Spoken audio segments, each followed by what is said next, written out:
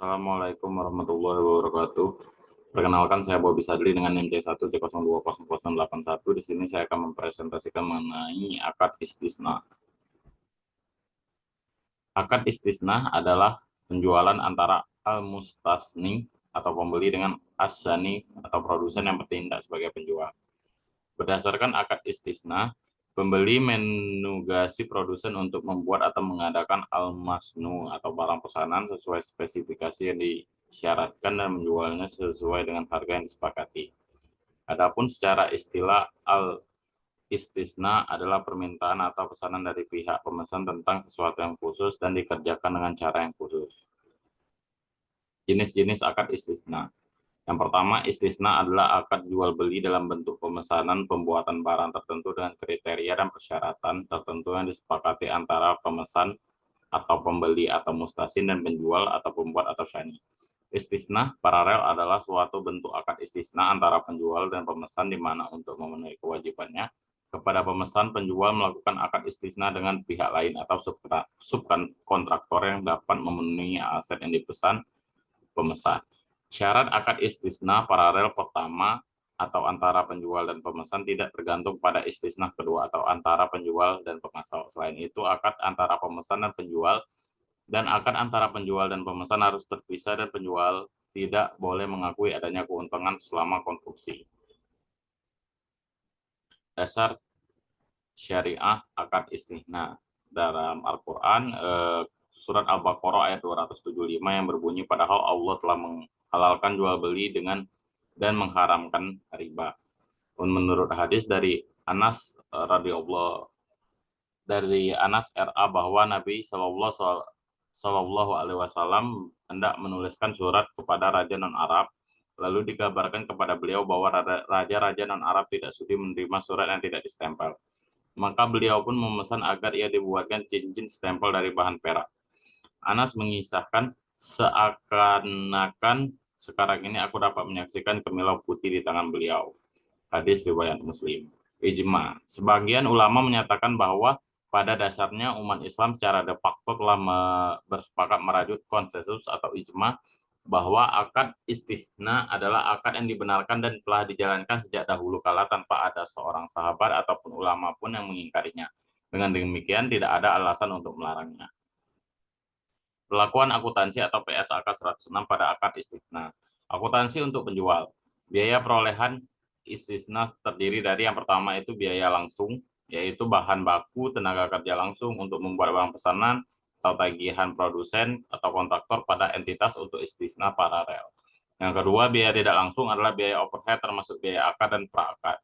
Yang ketiga, khusus untuk istisna paralel, seluruh biaya akibat produsen atau kontraktor tidak dapat memenuhi kewajiban jika pembeli melakukan pembayaran sebelum tanggal jatuh tempo penjualan pemberian potongan, maka potongan tersebut sebagai pengurangan pendapatan istisna. Pengakuan pendapatan dapat diakui dengan dua metode. Yang pertama, metode presentasi penyelesaian adalah sistem pengakuan pendapatan yang dilakukan seiring dengan proses penyelesaian berdasarkan akad istisna.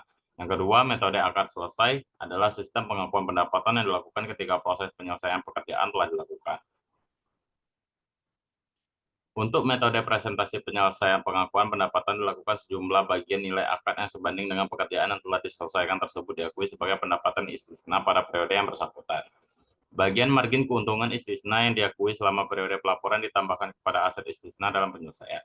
Untuk metode presentasi penyelesaian, pada akhir periode, harga pokok istisna diakui sebesar biaya istisna yang telah dikeluarkan sampai periode tersebut.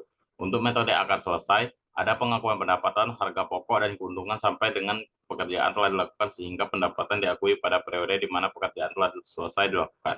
Jika besar kemungkinan terjadi bahwa total biaya perolehan istisna akan melebihi pendapatan istisna, maka taksiran kerugian harus segera diakui. Pada saat penagihan, termin istisna tersebut akan disajikan sebagai akun pengurangan dari akun aset istisna dalam penyelesaian penerimaan tagihan.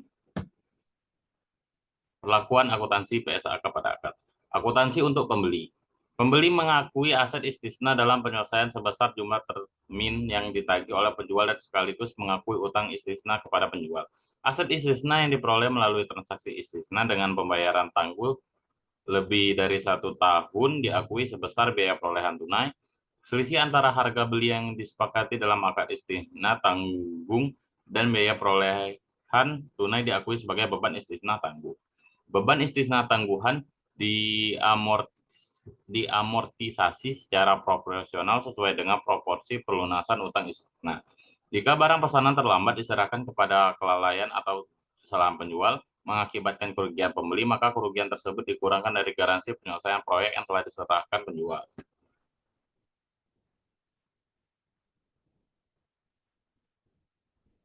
Jika pembeli menolak menerima barang pesanan karena tidak sesuai dengan spesifikasi dan tidak memperoleh kembali seluruh jumlah yang telah dibayarkan kepada penjual, maka jumlah yang belum diperoleh kembali diakui sebagai piutang jatuh tempo kepada penjual dan jika diperlukan dibentuk penyelesaian kerugian piutang. Jika pembeli menerima barang pesanan yang tidak sesuai dengan spesifikasi, maka barang pesanan tersebut diukur dengan nilai yang lebih rendah antara nilai wajar dan biaya perolehan. Yang berikutnya penyajian dan pengungkapan. Ilustrasi kasus akad istisna. Rumah apabila dipesan sesuai dengan keinginan Anda termasuk dalam akad istisna.